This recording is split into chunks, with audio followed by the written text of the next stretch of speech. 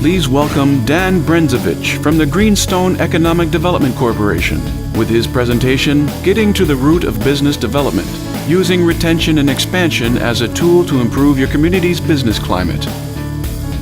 S'il vous plaît, veuillez accueillir Dan Brenzavich de la Corporation de développement économique de Greenstone qui présente Retour à la base du développement des affaires.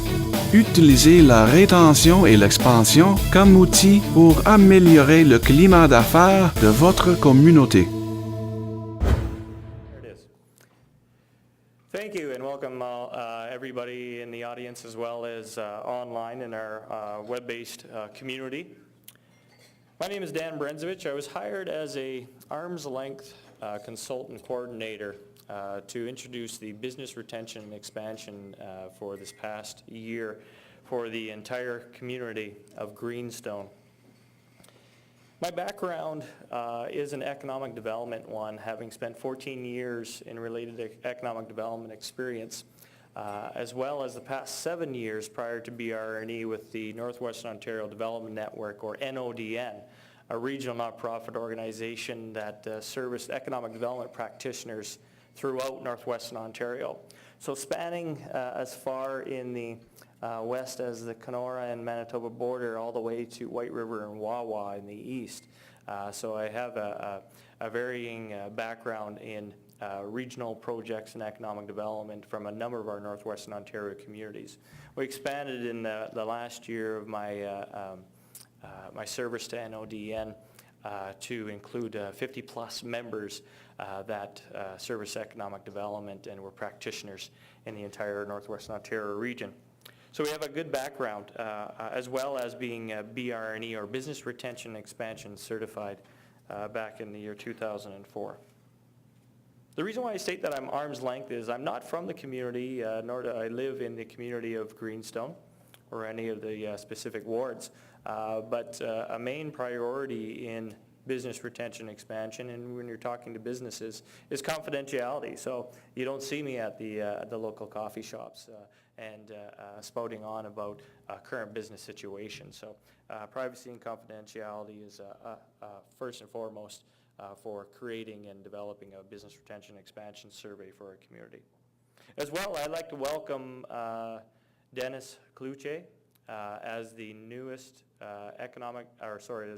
executive director of the Greenstone Economic Development Corporation, or GEDC.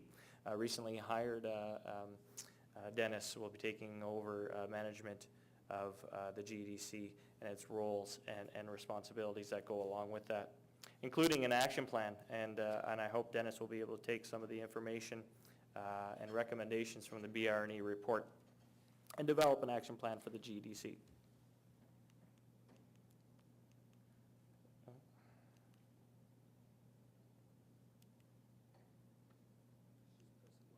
Okay. There we go. Okay, for those people that are present here, there are reports on the table of the full report. This presentation isn't a direct duplication of the report. It will be placed online on the GEDC website. That's www.gedc.ca.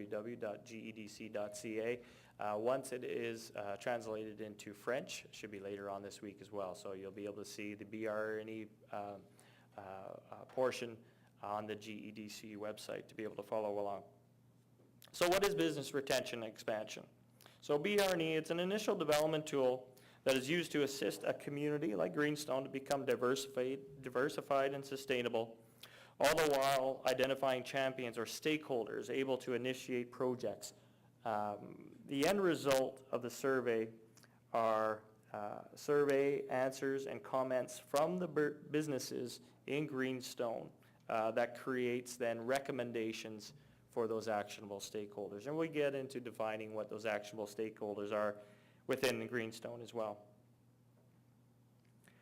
We heard John Hatton's interpretation of economic development. I want to add a little bit more to that economic development definition. And we have, yes, we want to be able to develop diversifying, sustaining projects, action items, but also those action items, we want to be able to then lead to growth. And how do you measure that growth? and we hear this a lot from our federal and provincial representatives, but also we'd like to be able to measure it then by either residential, business, or industrial tax base, and it increases to those 3 areas. So those are our 3 growth measures. And BR&E really relates to the middle business growth, retaining or potentially expanding, diversifying or sustaining businesses in that middle sector. There is overlap, though, in both residential and major industry. Greenstone deals a lot with the major mining industry. We'll get into a little bit of that as well as we talk more in depth of the survey and the sectors in Greenstone. As well, we'll be talking about priority action areas that can be addressed in all communities but are specific to the community based on the business surveys themselves. They include basic needs, liability, safety, as well as preserving your heritage, culture. And then the 5th one in priority action area is beauty, aesthetics, and pride in your community. Okay. As I mentioned, stakeholders. Okay, a stakeholder is defined as a community, regional, or business leader that can provide, that can positively affect and assist change. Okay. So we had a number of different sectors represented, some of them that had headquarters here in Thunder Bay. I'll go over them briefly. As I mentioned, the organization that hired me as a coordinator is the GEDC, or Greenstone Economic Development Corporation. They represent business or SMEs, small and medium-sized enterprises. As well, we have locally headquartered here in Thunder Bay, the Innovation Center, or Northwestern Ontario Innovation Center, NOIC. Representing labor, we have the North Superior Workforce Planning Board. Both chambers of commerce, they have 2 in Greenstone, both Long Lac and Geraldton. We're both represented on the initial stakeholders committee. Both provincial and federal representation, representation from the municipality and Councillor Bill Acid. First Nations, private business, so we mentioned Premier Gold Mines Limited, they had a representative stakeholder. Education with Confederation College. Tourism is also represented. We added also the newest tourism coordinator, Sadie Gross, who works for the municipality as a representative of tourism. The Regional Tourism Organization, or RTO, Greenstone is in the 13C region. We had both youth and seniors represented, as well as the Business Development Bank and BDC. Now you note some exceptions that we don't have some of the different groups, organizations like Paro or More Than Words. You've heard presentations from them. The Greenstone Community Forest, or Geraldton Community Forest with the training facility itself. They'll be apprised of the results of the BR&E itself.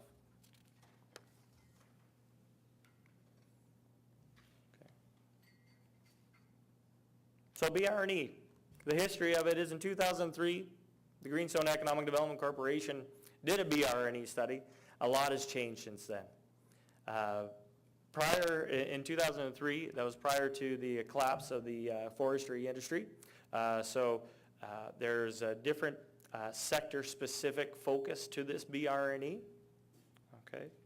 As I mentioned before, confidentiality was of utmost importance. Whenever I approached a business to be able to become a participant in the survey itself, there were a few key areas that we wanted to be able to identify to them.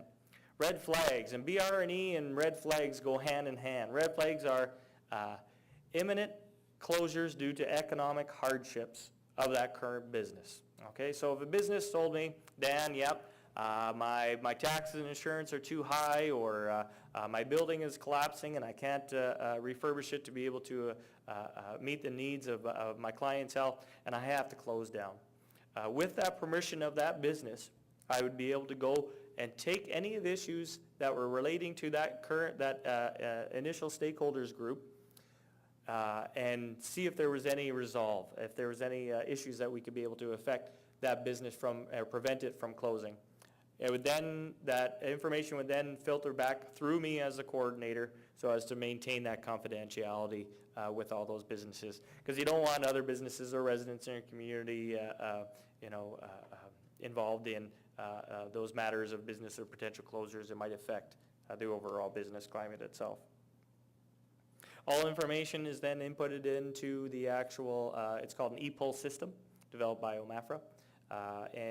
The information is then disseminated in the surveys. Also, comments from any of the businesses are inputted and developed at the end of the surveys are recommendations. And we'll get into what those recommendations are. So who are the businesses? The businesses are directly related from the GEDC directory, or the list of businesses that they gave me. So in Greenstone we have 40 different tourism outfitters accommodations. We've got a large retail service, so restaurants, confectionaries, etc. Within the Greenstone region, we're representing 132 businesses of the 182 businesses in that directory. Not all businesses are listed, but the greatest majority are. 1 in agriculture, 6 in mining, and 3 in forestry, obviously with the downturn as well. Okay. So for the BR&E project itself, I conducted face-to-face interviews, surveys, with 49 business owners. Those 49 business owners owned an additional 26 businesses within the Greenstone region, representing 75 of the 182 businesses listed in the GEDC directory. So what does that tell us? That just gives us a very small margin of error. There's the information shared in the surveys is a good representation of all businesses in Greenstone. Okay? So then we break down the businesses that participated in the surveys. 36 in the retail service industry, 1 in manufacturing, 11 in the tourism industry, and 1 in mining. When you look at the survey questions themselves, if you don't see a proper total of participating businesses in the survey question, it's because the participant chose to skip it, or they felt it was not applicable, or they just didn't have a response. So it wasn't forced upon them. If they weren't comfortable with the question, they say, okay, Dan, let's skip it, let's go to the next question. And this is done in all BR&Es.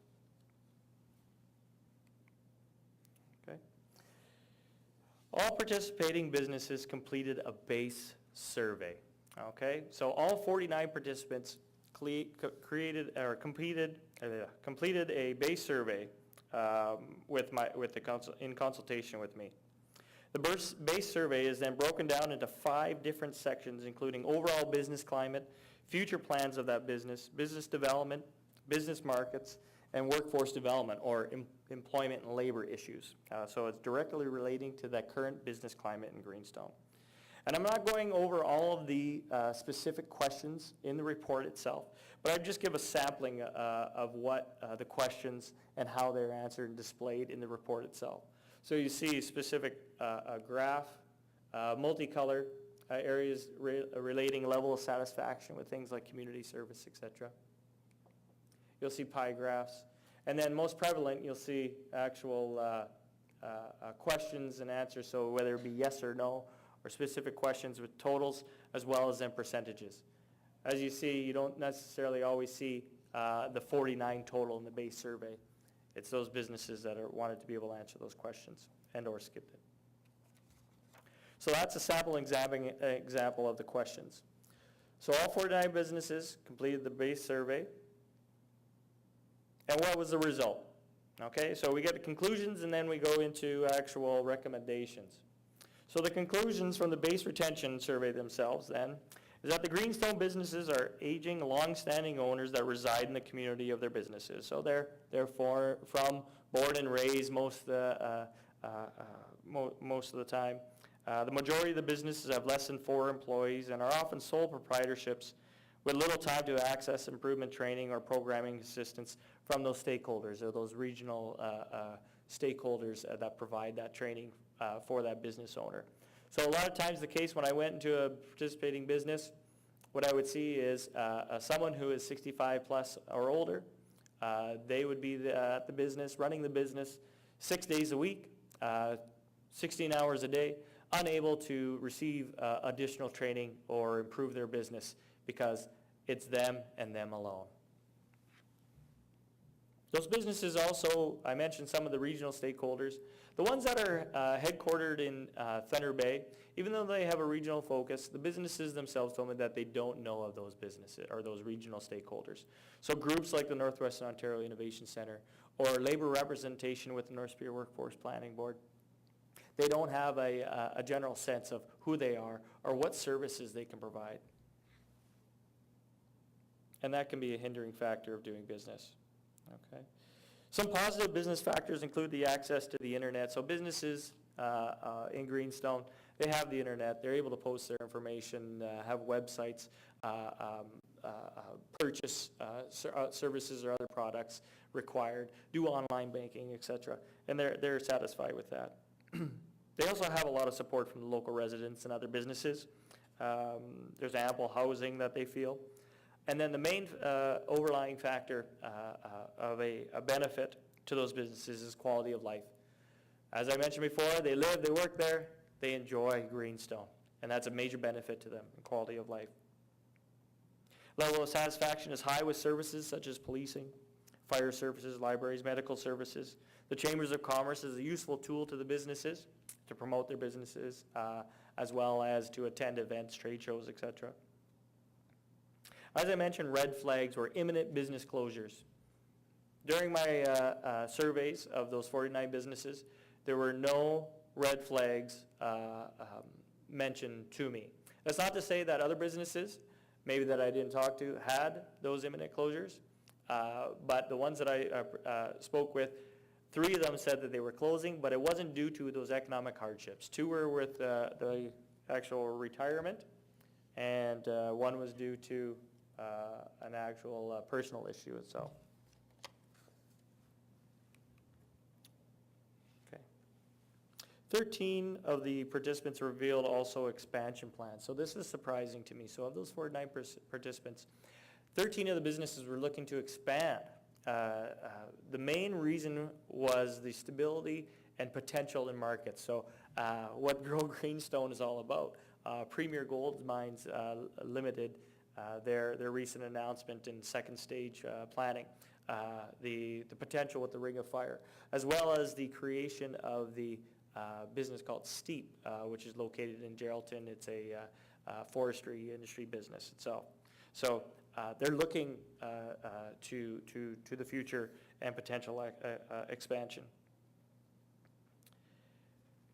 We talk a lot about labor issues and employment issues. 43% of the businesses participating in the survey use or require external training. And we'll talk about business lists, so direct training resources, issues that affect the current business climate. So you're hearing about a lot of the major industry in mining.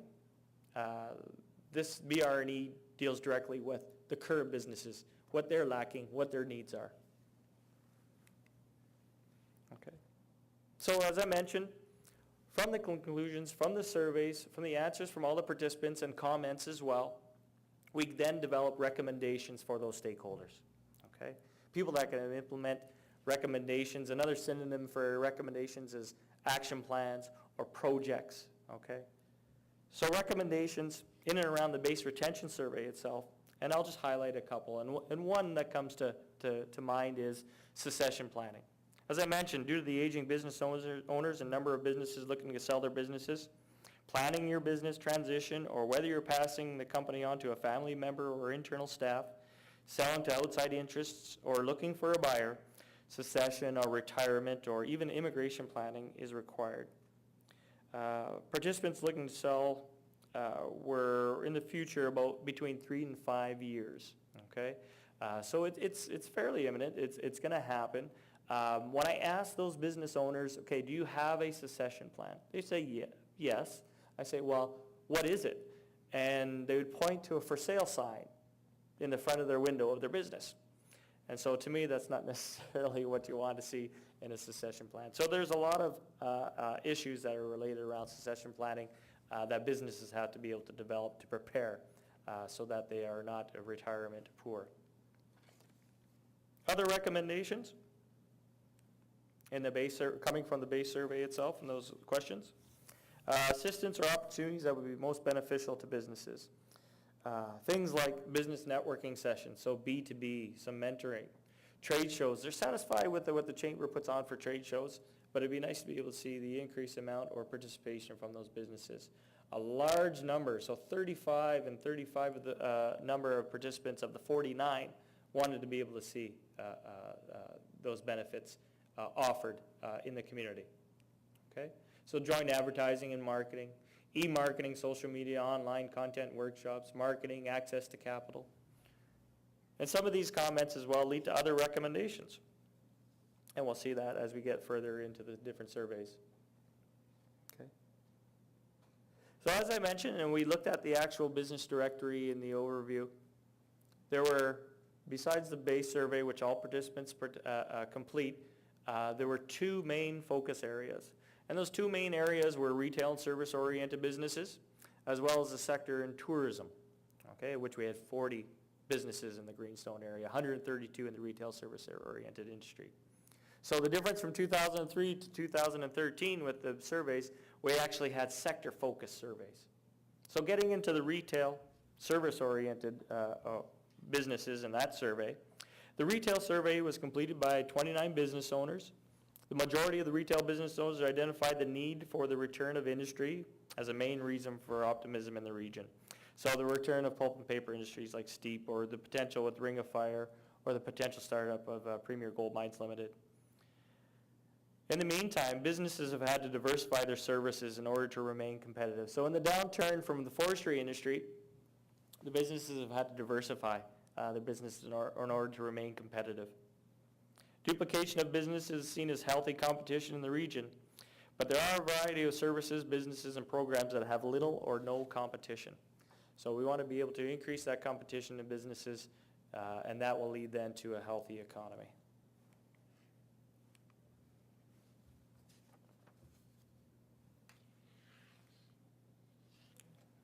In conclusion, the Greenstone retail service sector had two major cost concerns. Number one was the high cost of utilities insurance, and the second being the lack of trained employees. A serious concern is considered as a possibility of potential closure to the business. So for those businesses in participating in the survey, the workforce or the trained potential and employees, it wasn't available to them. So who do they look to? They look to those stakeholders. Number of presenters before had services available in and around, but they have to be able to look at the current businesses and what employees they need, and service and develop training opportunities around those services. Sure, it's nice to be able to look at the major mining industry, and we'll take a look at that as well with the report and some potential recommendations and past studies, but we've already identified those. We already know what they are. The main competitive edge to the current businesses in that retail service sector is the quality of the local businesses. Businesses show strong roots and connection to the residents and other businesses that support the long-standing businesses in the community. Great loyalty is rewarded by great quality of business. So in talking to those participants, it was a standout that they provided great service and great knowledge of their community and clientele.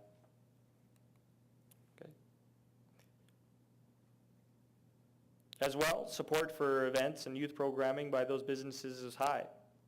But the businesses would like to see some reciprocation from those youth programming and from all the other events that they support. So if you've been in business for 50 plus years, and every year you have a youth program, whatever it might be, minor hockey or whatever, coming to you for a handout, you'd like to be able to see if that program or that group or organization is purchasing a service or purchasing a product. You'd like them to see it and purchase. They'd like to see it purchased locally from them. Okay. And as I mentioned before, there's not an abundant supply of available trained workers in Greenstone, either full or part-time. We'll go into some of the business lists as well that list directly the training and employment needs by those businesses. The last question in the survey in the retail service industry dealt with safety. And if the business owners were asked, do you feel safe at night? And these guys are big burly guys most of the time when I'm talking to them. But then I would address to say, okay, well, does your wife feel safe at night in your community? Do your children feel safe at night in your community? And the overwhelming answer was no, that they did not. So it's a major concern. So it then goes into a potential priority action area where it deals with safety in the community. And there are stakeholders that can deal with that.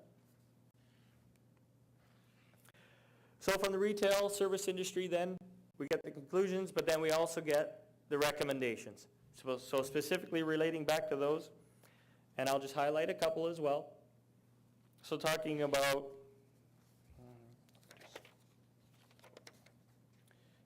Streetscape improvements. There we are. Streetscape improvements. So the recommendation would then be to phase in streetscape improvements in all wards. So as mentioned before, all the different wards within Greenstone in order of priority identified by those businesses surveyed. So we get a good representation of what they want to be able to see. So if you're going to initiate improved lighting into Beardmore, you do it in Karamat, you do it in Jellicoe, you do it in Long Lac, and you do it in all wards as well. So this is directly coming from the businesses, what improvements they want to be able to see. You mentioned some succession planning, business planning. Also, we mentioned some of those stakeholders, they offer funding or potential incentives for businesses. So what programs and incentives have been instituted to retain or expand current businesses? So directly relating to the businesses, the recommendation then is to see funding forums specific to small, medium-sized enterprises, to businesses to assist, or for business assistance. Currently on the municipal website, there's a great page that lists all incentives, funding. It's not business specific though. It's a huge list. Let's break it out. Let's specify. So separate those funding programs that have direct effect on your businesses in Greenstone. So if you have accessibility for disabled people and you have funding of $3,500, make that aware to your businesses, as an example. More recommendations. Obviously, we mentioned youth and the input that businesses had for youth.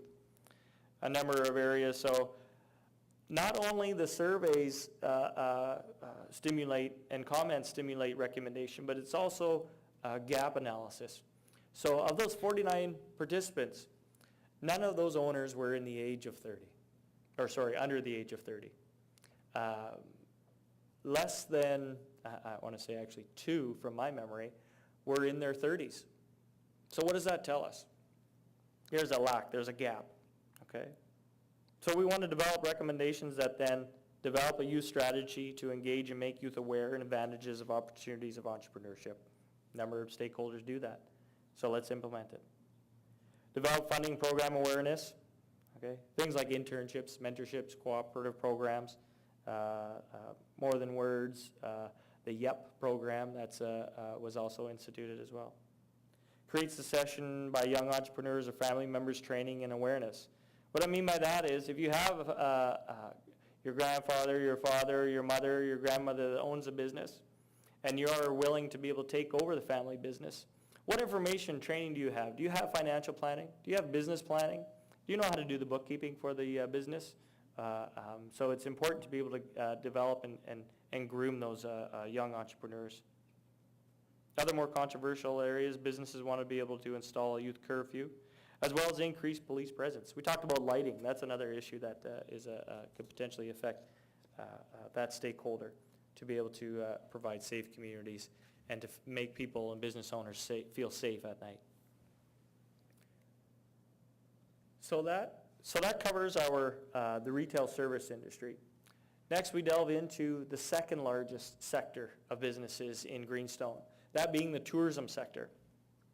The tourism surveys were completed by 11 local businesses. They were either representative of outfitters or accommodations. Okay, they primarily were accommodation only, of 91% of them. These participants also represented tourism outfitters, hotels, motels, attractions. Their primary tourism season was stated as being the spring, summer, and fall. So there's some exceptions to the rule for the tourism outfitters especially, that are open year-round, but very few of them.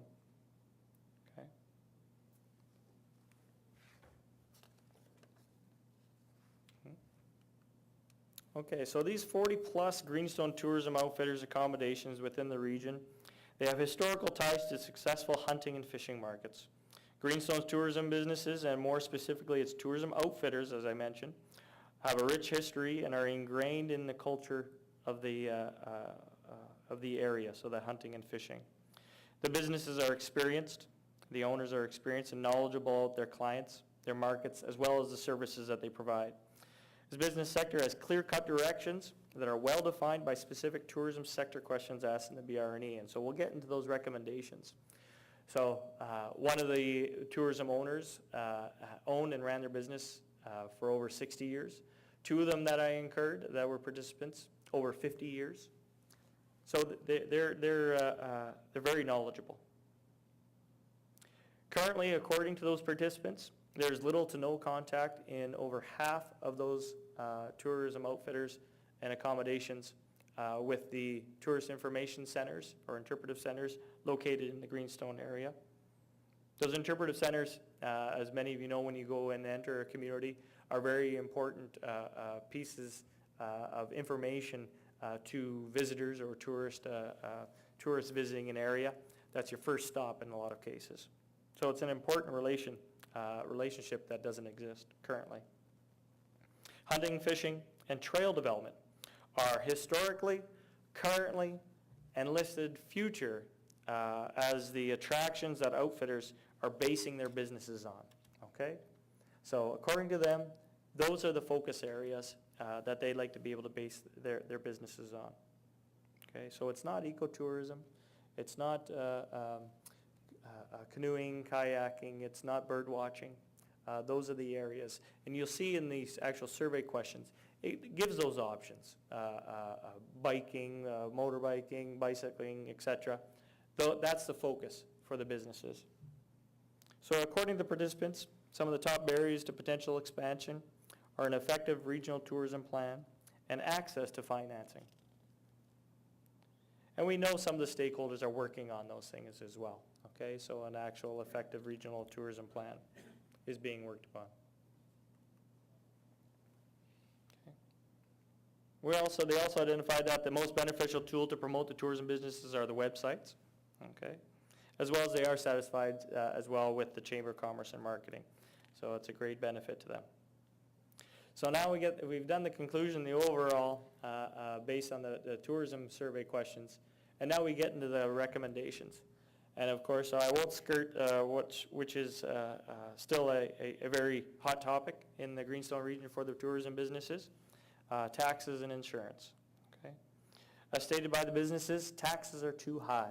Well, that's a pretty simple statement, right? But you know, the real sample prior to amalgamation, you had a tourism business that paid $700 in municipal taxes. After amalgamation, they're paying $10,000. And subsequently also $12,000 in insurance costs, okay? So that's a major barrier to the current services or current outfitters in the region. Services that the municipalities provides, biweekly garbage pickup in the 3 seasons that they're open, road grading twice annually, once in the spring and once in the fall. Winter snow removal is good. So they're satisfied with the services. They weren't dissatisfied with the services prior to amalgamation. They had dumps available to them as well. And a number of the outfitters own and have equipment to service their properties. The problem is that the services provided after amalgamation do not warrant the high increase in taxes and parallel insurance costs. The result is the outfitters can't afford things like marketing, trade show attendance, or upgrading to the facilities. Furthermore, there's no established regional tourism association, so there's no groups. There's no longer a Lakes of Legends. There's North Spirit Tourism Association, NOSTA, but it doesn't or hasn't provided services to the Greenstone tourism businesses that they've been satisfactory to those businesses themselves. Furthermore, because of no association, there is no voice to relate policy change or issues affecting tourism-related businesses. So what's the recommendation? Simple, right? Lower taxes. Well, that may not be able to be done, okay? But either lower taxes, provide incentives to the tourism outfitters that are located in the outlying non-urban areas, or you provide services representative of outfitters unable to afford upgrades to the facilities, marketing, or policy development. And I'm not saying provide $10,000 worth of services, but what I'm saying is you have to be able to upgrade those services to be able to fill the gap because of the increase in taxes and then the inability of those tourism operators to provide for normal operation or upgrade marketing, trade show attendance, etc.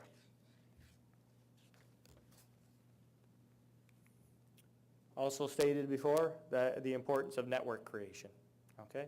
So create that association. I'm not saying create a Lakes of Legends or a NOSTA. You have a limited number of tourism outfitters and accommodations. It's a manageable group. You have 40 of them, okay? You have 30 outfitters. It's manageable, okay? So address it. Have one of the stakeholders or a number of the stakeholders address that creation of the association. Okay? There's a number of different areas that you can get into as well. What I found often with not just tourism businesses, but with any business that I called to be able to set up the surveys was I would dial the number and I would get hello. And so I was kind of left in the lurch, and I was like, is this so-and-so business? So that's what we talk about Superhost training, you know, providing some services on how to deal with clients for those, all businesses. Okay. Another hot topic for the tourism-related businesses, according to them, municipal competition. So things like municipally run campgrounds that are located in Geraldton, Beardmore, and Long Lac with services and employees being subsidized. If you abide by the current business first mentality of the BR&E, so it's addressing current businesses and the current business climate, then considerations should be made to support primary existing businesses and increase services provided to the current outfitters prior to that municipally run competitive parks or campgrounds. So what is the recommendation? And I see my friend Ian Eng is just walking in, Friends of Chippewa. What you could do then is lease park services annually, or you would close them, so to eliminate that competition. Okay? It might be drastic, but an example is Chippewa Park here in Thunder Bay that lease their campground facilities. So you see a number of different recommendations as well in the tourism area. And I'm not going to ignore the mining or manufacturing and agricultural sectors, but it wasn't, participants were so few that in order to make confidentiality of those surveys that were done with those participating businesses in those different sectors, I'm unable to publish the answers. You'd know who they are, right? So it's private and confidential information. But in the mining area specifically as well, we have past studies, we have past information. You heard presenters, they're knowledgeable about what businesses, services, products, employees, labor needs and requirements are out there when you start up a Premier Gold Mines Limited, when you start up potentially a Ring of Fire, when you start up, say, a forestry business as well, okay? So those have already been identified in multiple studies.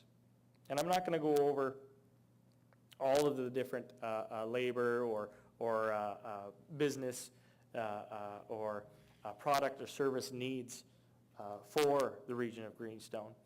As mentioned by prior speakers as well, often it's a plan to plan or the field of dreams, right? Build it and they will come. Well, you like to be able to see that prior, but you can then prepare ahead of time if you have a really good information. So things like the Geraldton Community Forest and the training and services facility is a step in the right direction.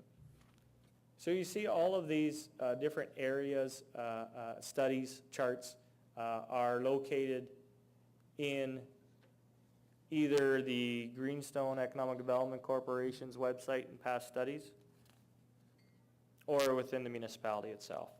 And in the report it lists all the different studies. So you have the information. You have the area on which to base a major industry. As we said, BR&E is more dealing with the current business climate and the SMEs, okay? So the small business, small, medium-sized enterprises. So you can find all that information. That doesn't preclude us from being able to list recommendations. Okay, so based on some of the past studies, recommendations are relevant today. And I'm talking 2 years ago, 3 years ago. I see John Mason just walked in, and they did the strategic mining study for the region and district, and a lot of this information is included in that. So some of the recommendations for specific to the specific to the Greenstone area itself. So invite those entrepreneurs, those matching business owners, displaced workers, okay, to attend procurement workshops with local entrepreneurs and suppliers to stimulate local sourcing of materials and services. So provide the potential. We mentioned before that after the forestry collapse, all the businesses had to diversify. So give them the options, give them the opportunities and the knowledge as to what areas, businesses, and services that might be needed and required in the Greenstone region. Okay. So we're done all three of the survey and sector areas that had surveys attached to them. Mentioned at the outset of the presentation were priority action areas, and they dealt with things like basic needs for a community, safety, liability, heritage and culture, as well as aesthetics, beautification, and pride. Okay? Those 5 priority action areas can be applied to any community or region. They'll differ and vary using the BR&E and talking to the businesses and the participants themselves. These are some of the basic area or the priority areas addressing these 5 topics. So if you have, for example, a 20-foot gorge that doesn't have a fence located within your municipal boundaries, if you have a 100-foot ice climb located within your municipal boundaries, and you don't have a sign that says use it at your own risk, if you have businesses located within your municipal boundaries that are located on the main central highway that are on sharp corners, and you don't have a turning lane, who is then held liable? Who is then held responsible for that? So those are just some examples of areas that you want to be able to concern yourself with, or priority areas. Also, things like we identified from the tourism operators, and we know from the mining industry and sector that hunting, fishing, and gold mines are prevalent historically. So let's preserve that, as well as our First Nations communities located within your municipal boundaries. So that becomes heritage and culture. As well as things like aesthetics and beautification, okay? We have a number of Northwestern Ontario communities, and you want to be able to instill pride in your residents in that community. Things like branding or directional signage, simple things that you can be able to implement into your community by law enforcement. We'll give an example of a number of communities, one that comes to mind. Some of you may or may not know of the township of Red Rock. When you turn off the main highway, how far is Red Rock? What services are there? Can you get a cup of coffee? Can you gas up your vehicle? The same goes for all the different wards within Greenstone. How far and what's there when you get there? Okay? Simple stuff. But those become priorities. Okay? All right, we're getting near the end now. As I mentioned before, as an addition to the BR&E, the survey questions themselves, all the participating businesses, I was able to then ask what are referred to as business list questions that are unedited responses from those businesses as to, in particular, their labor needs. So when you're creating and developing a training center, and sure, there's the mining-related businesses. Remember, these are based on the current business climate, so those retail service, tourism-oriented, one in the mining, one in manufacturing. Those are some of the areas directly from the businesses as to what they need with labor, okay? So if you're a college, if you're a university, if you're more than words and you're looking for employment options or training needs, or if you're the Geraldton Community Forest, look to these lists. Same thing with training development resource needs at the bottom. Okay. Once again, unedited directly from the businesses themselves. Okay. Products and services needs. As well then, if you see things like office equipment or shipping or bulk toiletries or water filtration or whatever is listed from the businesses, and you say to yourself, you're a current business owner in Greenstone, and you say, well, I have that stuff. Why don't they don't know me? They don't know that I offer these things? What that then could tell the business owner is, you might not want to rely just solely on word of mouth, okay? So you might want to be able to look back at your business plan, see what some potential marketing or advertising opportunities, as well as if you're a stakeholder, take a look at developing areas to be able to identify and promote your business, your product, or your services to within the region, okay? And I love this one, your wish list. I preface it by saying, if you travel to another community, what kind of businesses, what kind of services or products do you want to see here in Greenstone? Okay, so it's a little bit pie in the sky. You see a lot of big box stores, etc. Oh, sure, everybody wants a Timmy Hortons, right? But within there are some potential nuggets for not only entrepreneurs, diversifying current business and business owners, as well as potential stakeholders, ideas, thoughts, opportunities as well. And the last one in the business list then is projects. I always ask the question, and I gave samples and examples of regional development, business development projects that would then increase, potential business taxes, residential taxes, major industry taxes. I would use the example of Terrace Bay. They did a downtown revitalization where they improved storefront facades, window displays, as well as signage. It increased businesses, it increased number of employees, it attracted people to be able to increase that business development area. Once again, nuggets. These aren't research-based, but it's directly unedited from those businesses participating.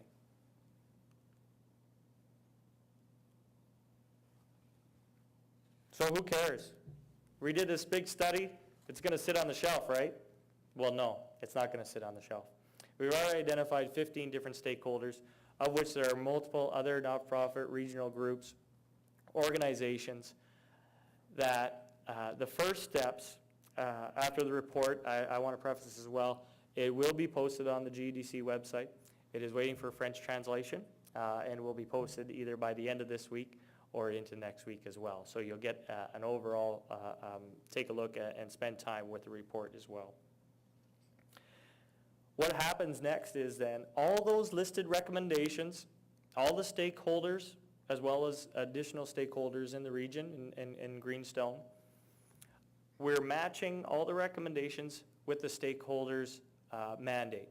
So what they do, what they perform. So as an example, if the GEDC provides community economic development, training, resource, and business, any recommendation listed in the report will then be listed under that stakeholder. All stakeholders then are given the list because you will see duplication. There are multiple organizations that do the same thing. But if you have an identified group or committee aware of what each other's potential actions are, as well as it then gets tracked, so we always want to see the measuring and deliverables and how things are measured. The GEDC is willing to do that. So in future, those stakeholders then get called to be able to say, okay, well, have you instituted any of the recommendations? Okay, or where are you at in turning this into an action item? The GEDC will also be in April, the next month, be participating in a strategic plan based on the BR&E recommendations and the relating recommendations to the GEDC's mandate. We're going to invite all stakeholders to that as well. So you'll see the process, how you prioritize research-based development tool, okay? So it's based on something. It's not pie in the sky. It's not the shotgun approach, oh, I think this idea will work, or something that isn't based on information or need or want.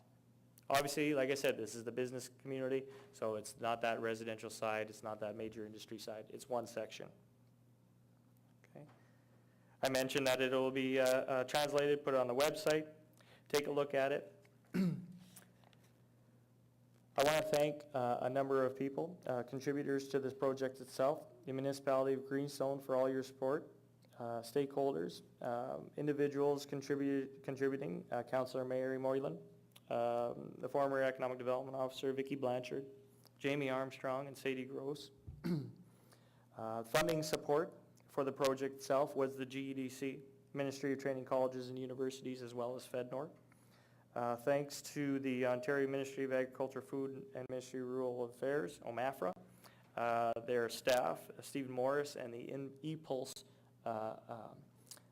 trainer and technical support, Laith Wardy.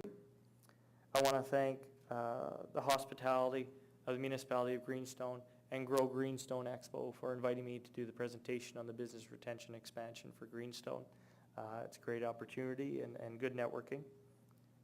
I mentioned the new Executive Director, Dennis Kluche, as well as I want to thank Sylvie Goulet for the assistance during the process of the BR&E, and a special thanks to Shelley Stannard, who was my manager in the keeping me on track and very goal-oriented in the production of the report itself, something that the GDC can be very proud of. Thank you very much, and I'll take questions as well as I'll be available for networking afterwards. Thank you very much.